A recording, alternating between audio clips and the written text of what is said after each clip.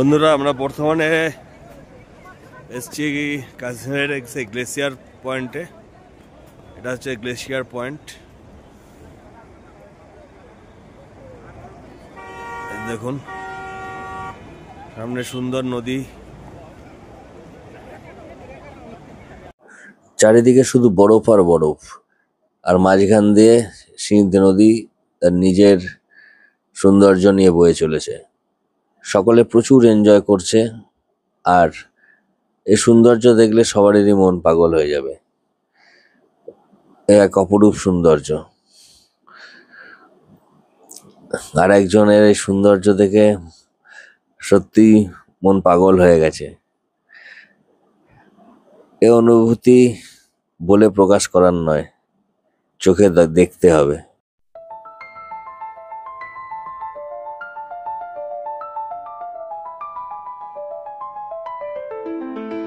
तू है चांदनी रातों की कहानी, तेरे बिना सुनी मेरी जवानी, तेरी हंसी में खो गया हूँ मैं, हर पल बस तुझको चाहूँ मैं।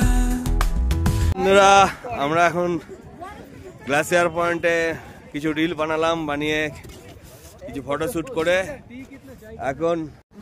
এখন সবাই মিলে আমরা একটু চা খাবো। প্রচুর ঠান্ডা, চারদিকে শুধু বরফ আর বরফ, আর তার মাঝে পাইন গাছগুলো মাথা তুলে দাঁড়িয়ে আছে। আর ঠান্ডা, প্রচুর ঠান্ডা হাওয়া। এই ঠান্ডা হাওয়ায় গরম গরম চায়ের অনুভূতিটাই আলাদা। পাশ দিয়ে সিন্ধু নদী বয়ে চলেছে, আর চারদিকে সাদা বরফ। এটাই ভারতবর্ষের এদিকে শেষ পয়েন্ট। এরপরে ওইদিকে পাকিস্তান পড়ে যাবে। তো চলুন একটু চা খেয়ে নিয়ে নিজেদেরকে জিরিয়ে নিয়ে এবার আস্তে আস্তে এখান থেকে বিদায় নেব।